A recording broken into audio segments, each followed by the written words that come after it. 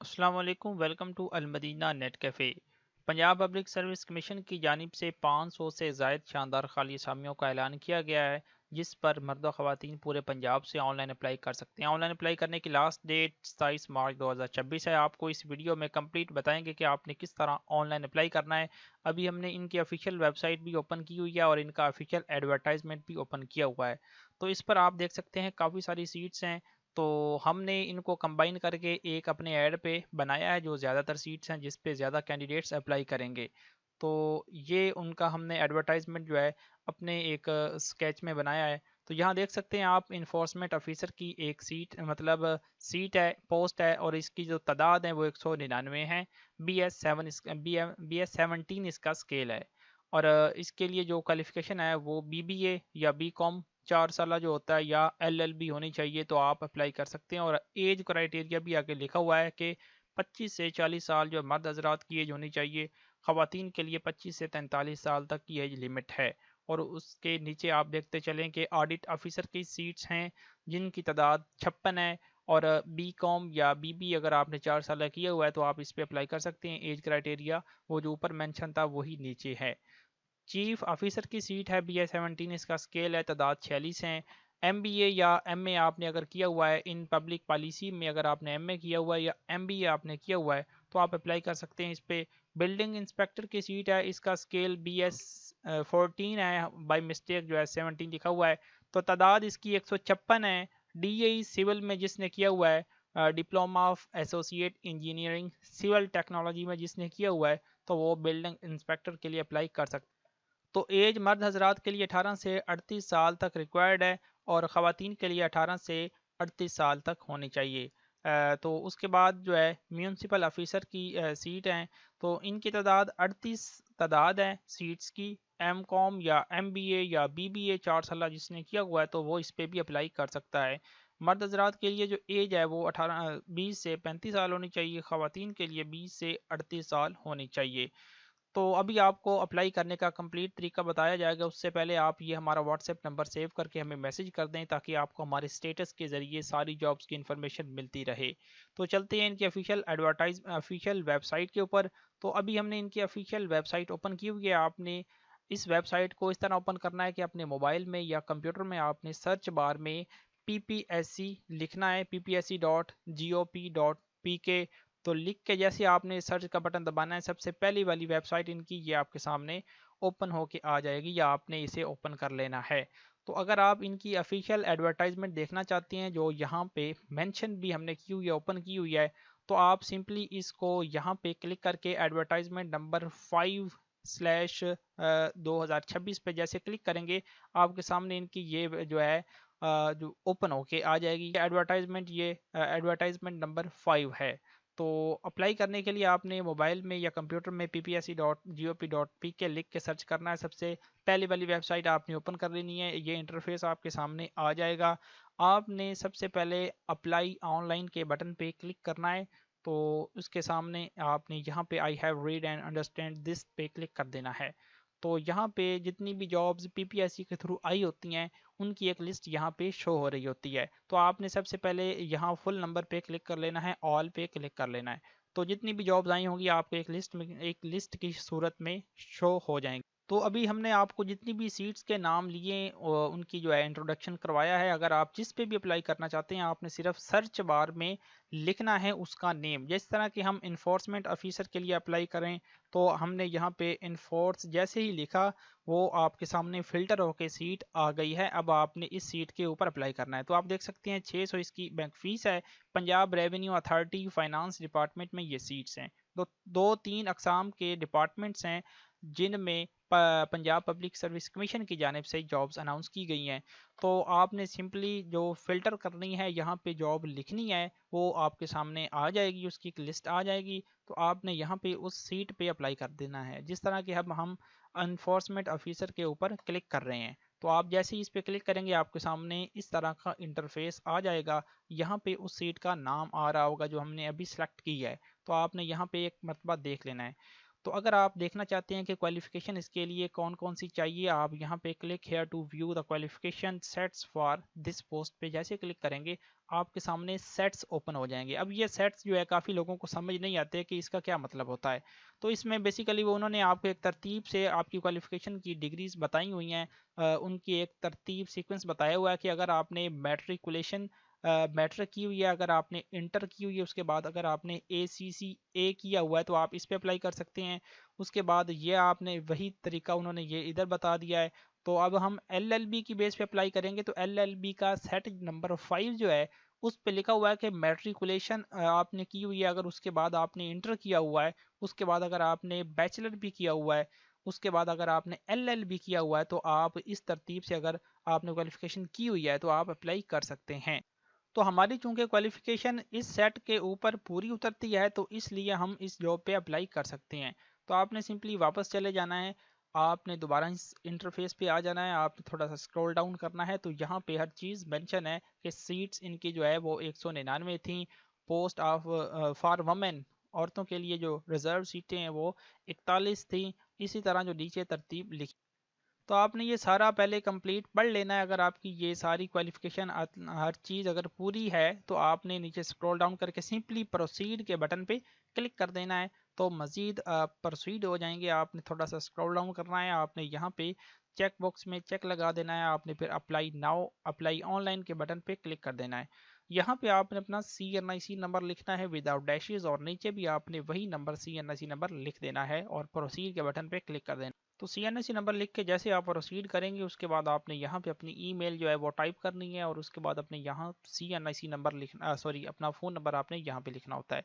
तो 0300 के बाद जो 2 डिजिट्स हैं वो आपने इस बॉक्स में लिख देने हैं। उसके बाद जितने भी डिजिट्स आते हैं वो आपने आगे वाले बॉक्स में लिख के प्रोसीड के बटन पे क्लिक कर देना है।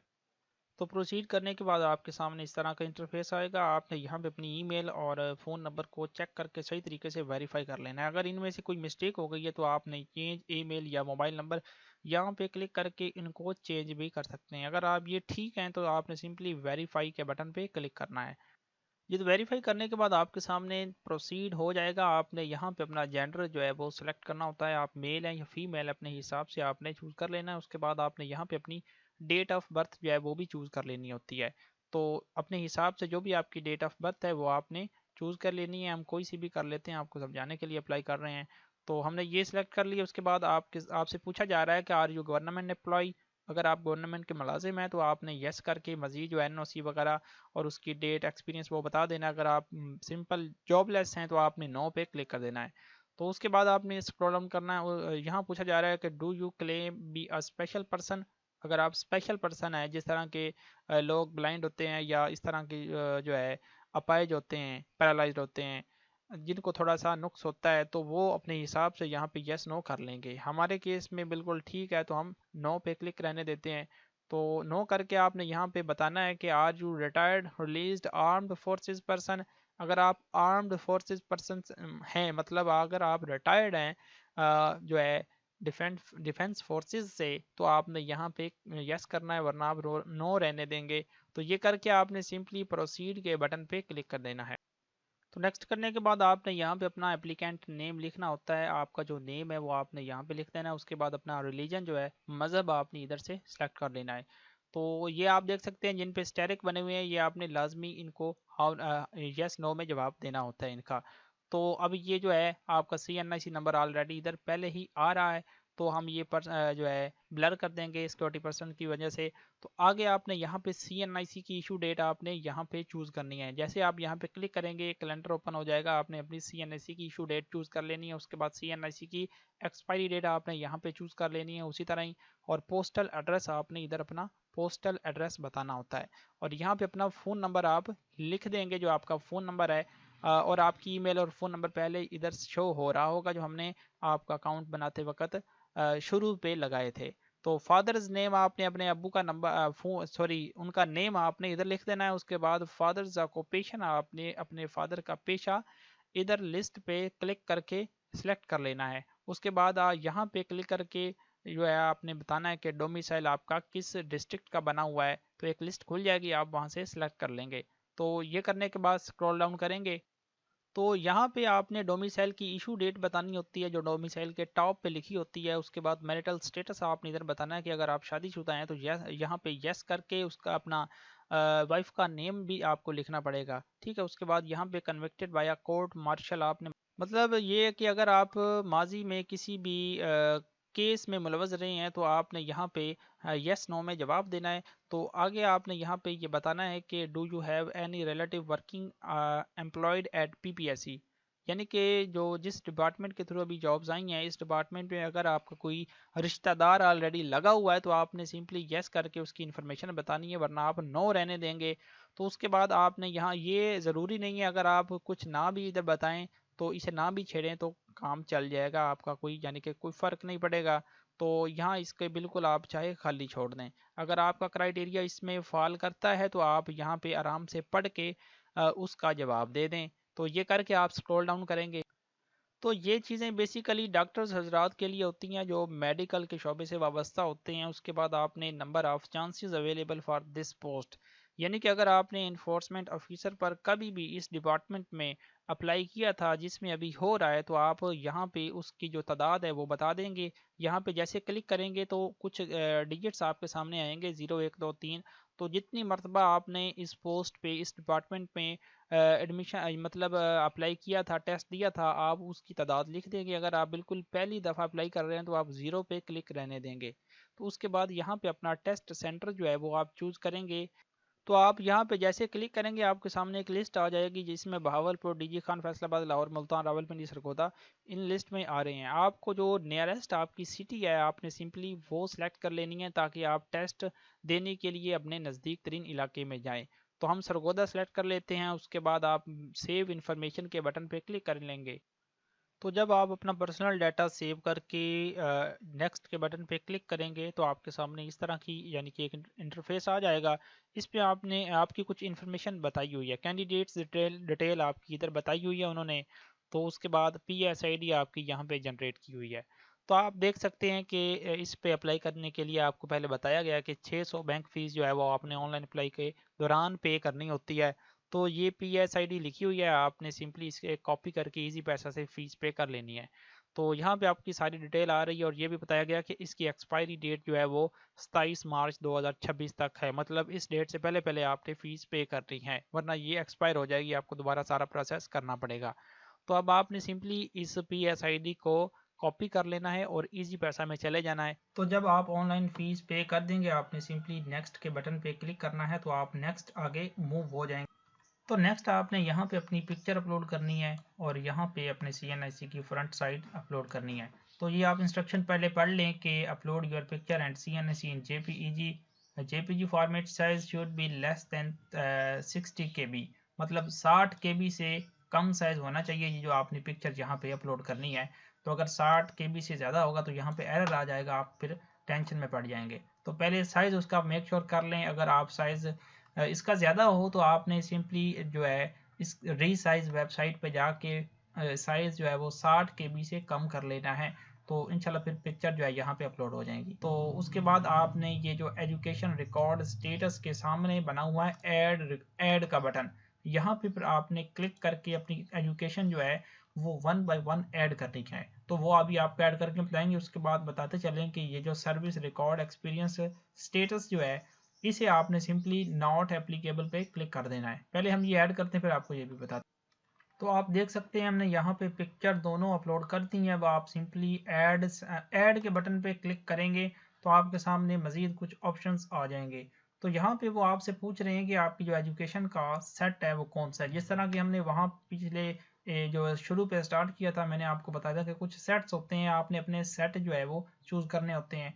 तो स्क्रॉल डाउन करके हम अपना जो सेट है वो चूज़ करते हैं। जो मैंने आपको LLB वाला बताया था हमारा 5वां सेट्स था। तो ये आप देख सकते हैं इसमें आप मैट्रिकुलेशन, तो सेट नंबर 5 हमारा क्राइटेरिया था। इसमें आप देख सकते हैं कि मैट्रिकुलेशन, इंटरमीडिएट, बैचलर और LLB इसी तरतीब से हमारी क्वालिफिकेशन भी थी। तो हम 5 सेट को ऊपर से सिलेक्ट करेंगे। तो यहाँ पे सेट आपने चूज़ करना होता है। जिस तरह आपने यहाँ पे क्लिक करना है सेट आ जाएंगे। तो आपने सिंपली जो अपना मतलूबा सेट है उसके हिसाब से अपना नंबर जो है इधर से देख के चूज़ कर लेना है। तो हमारा सेट 5 है तो हम 5 को चूज़ कर लेंगे। उसके बाद प्रोसीड फर्दर पे क्लिक करेंगे। यहाँ पे मज़ीद प्रोसीड फर्दर के बटन पे दोबारा पे क्लिक कर लेंगे। यहाँ पे आपने अपनी क्वालिफ़िकेशन जो है वो आप 1 बाय 1 ऐड करनी है। तो आप देख सकते हैं यहाँ पे आपकी मैट्रिकुलेशन पहले ही आ रही है, तो आपने मैट्रिकुलेशन रहने देना है। उसके बाद आपने यहाँ पे बोर्ड या यूनिवर्सिटी आपने बोर्ड से की होगी मैट्रिक, तो आप यहाँ पे क्लिक करेंगे तो बोर्ड आपने चूज़ कर लेंगे। उसके बाद अपना अगर आपका बोर्ड उसमें लिस्ट में दिए गए में ना हो तो आपने सिंपली यहाँ पे वो खुद से लिख लेना है। जिस तरह के BISE board of intermediate and secondary education, आगे उस सिटी का नाम लिख देंगे जो जिस सिटी में वो बोर्ड मौजूद है। मेजर सब्जेक्ट्स आपने इधर चूज़ करने होते हैं, लिख लेने होते हैं खुद। जिस तरह के अगर आपने साइंस में किया तो साइंस लिख देंगे, अगर आपने मैट्रिक आर्ट्स में किया तो आर्ट्स लिख देंगे। उसके बाद रिजल्ट डिक्लेयर्ड ऑन, ये आपके रिजल्ट कार्ड के एंड पे जो डेट लिखी होती है आपने वो सिंपली यहाँ पे लिख देनी होती है। यहाँ पे चूज़ कर लेनी है, कैलेंडर आ जाएगा। आपने एग्जामिनेशन सिस्टम यहाँ पे बताना है कि आपने एनुअल में किया या सेमेस्टर में। तो आमतौर पर एनुअल सिस्टम में होती है तो यहाँ पे एनुअल ही रहने देंगे। यहाँ पे आपने मार्क्स ऑब्टेन्ड, हासिल करदा नंबर मैट्रिक के इधर लिखने हैं। उसके बाद टोटल नंबर आपने इधर लिख देने हैं मैट्रिक के। यहाँ पे अपनी डिवीजन सेलेक्ट कर लेनी है, फर्स्ट डिवीजन, सेकंड या थर्ड।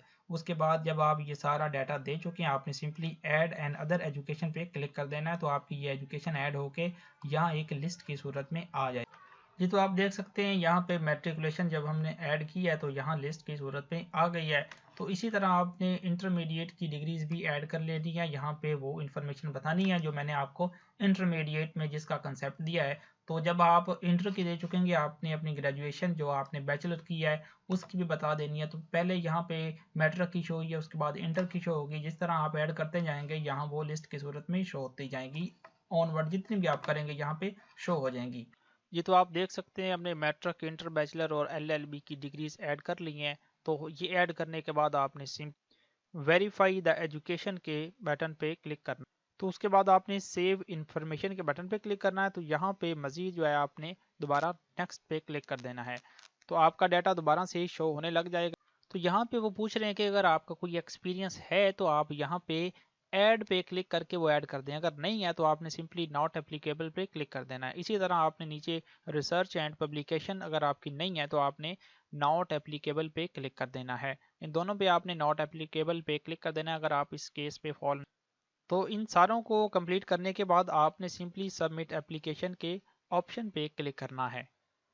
तो सबमिट एप्लीकेशन के बटन पे क्लिक करने के बाद आपके सामने मजीद इन्फॉर्मेशन आ जाएगी। आपने सिंपली इस बॉक्स को चेक लगाना है, इस पे टिक लगानी है और सबमिट एप्लीकेशन के ऑप्शन पे जैसे आपने सेलेक्ट करना है आपका अप्लाई कंप्लीटेड हो जाएगा। आपकी जो आपने जीमेल और मोबाइल नंबर दिया है उस पर मैसेजेस भी चले जाएंगे।